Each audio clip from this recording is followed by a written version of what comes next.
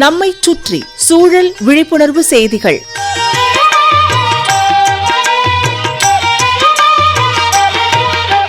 அன்புள்ள Daniel Juliet ஐயா அவர்களுக்கு உங்கள் மாணிக்கம் எழுதும் மடல். நலம் நலமறிய ஆவல். இன்னைக்கு கிறிஸ்மஸ், கிறிஸ்து பிறப்பு நாள். உங்களுக்கு வாழ்த்துக்கள். உங்கள் மூலம் நம்முடைய அன்பர்கள் எல்லாருக்கும் வாழ்த்துக்களை தெரிவித்துக் கொள்கிறோம். விழாக்கள், பண்டிகைகள்லாம் நமது அன்பையும் பண்பையும் வெளிப்படுத்தத்தான். இருப்பவர்கள் இல்லாதவர்களுக்கு தங்களிடம் இருப்பதை கொடுத்து உதவணும். பகுத்துண்டு பல்லுயிர் ஓம்புதல் அப்படிம்பாங்க. அதுபோல உணவு, பொருட்கள், உடை எதுவாக இருந்தாலும் நம்மிடம் அதிகம் என்பதை தேவையானவர்களுக்கு கொடுத்து உதவணும். அதுக்காகத்தான் இம்மாதிரி பண்டிகைகள், விழாக்கள்லாம் வருது. நம்ம நாடு ஒரு மிகப்பெரிய ஜனநாயக நாடு. பல்வேறுபட்ட மொழி, இனம், மதம், மாநிலங்கள் இருக்கிற இந்த நாட்டில் நம்ம எல்லாரையும் இணைப்பது இந்தியன் என்பது தான். நாம் எல்லோரும் இந்தியர்கள். இன்றைய தினம் கிறிஸ்மஸ். அனைத்து தரப்பினரும் இதனை கொண்டாடி மகிழ்வோம். டேனியல் ஜூலியட் ஐயா, வீட்டில் இருப்போருக்கும் வாழ்த்துக்கள். பண்டிகைகளின் போது நம்மை அறியாமலேயே கொஞ்சம் அதிகமாக சாப்பிடுவோம். நிறைய தின்பண்டங்கள், கேக், பலகாரங்கள் நம்ம வீட்டில் இருக்கிறதையும் சாப்பிடுவோம். போகிற இடங்களில் நண்பர்கள், அன்பர்கள் வீட்லேயும் சாப்பிடுவோம். வேண்டாம், வாயடக்கம். பேச்சுக்கு வேணும், சாப்பிட்றதுலையும் வேணும். நாம் எதை சாப்பிட்றோமோ, எப்படி சாப்பிட்றோமோ அதை பொறுத்து தான் நமது உடல்நிலை.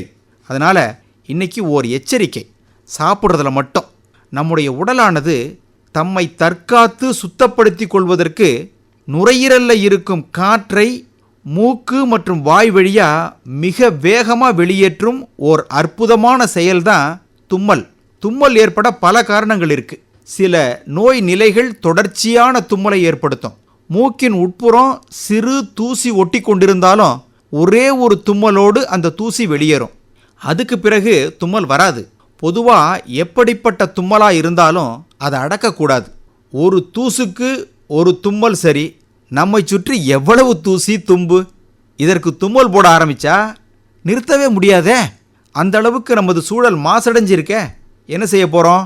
நம்ம உடம்புல இருக்கும் உறுப்புகள், குறிப்பாக கண்மை இயந்திரங்கள் எனப்படும் வாய், கால், கை, மலவாய், சிறுநீர் வாயில், அப்புறம் ஞான இந்திரியங்கள்ங்கிற மெய், வாய், கண், மூக்கு, செவி என்கிற 10 முக்கிய உறுப்புகளும் இயல்பாக இருப்பது போல தோற்றமளித்தாலும் அவை கேடடையும். டேனியல் ஜூலியட் ஐயா, தும்மல் உருவாகும் போது நுரையீரலில் இருந்து காற்று மணிக்கு 100 மைல் தூரம் என்ற வேகத்தில் மூக்கின் வழியையும் வாயின் வழியையும் வெளியேறும்.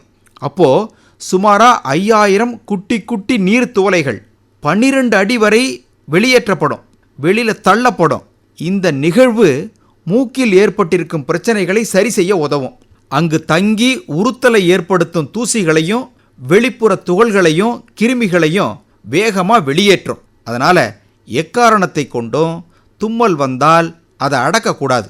தும்மல் வருவதற்கான காரணிகளை தெரிந்து கொள்ளணும். உடல், பொருள், ஆவிம்பாங்க.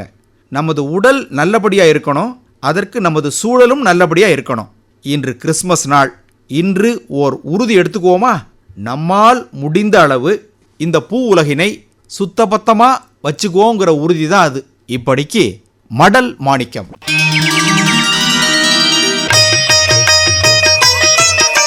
நம்மைச் சுற்றி சூழல் விழிப்புணர்வு செய்திகள் கேட்டீர்கள்.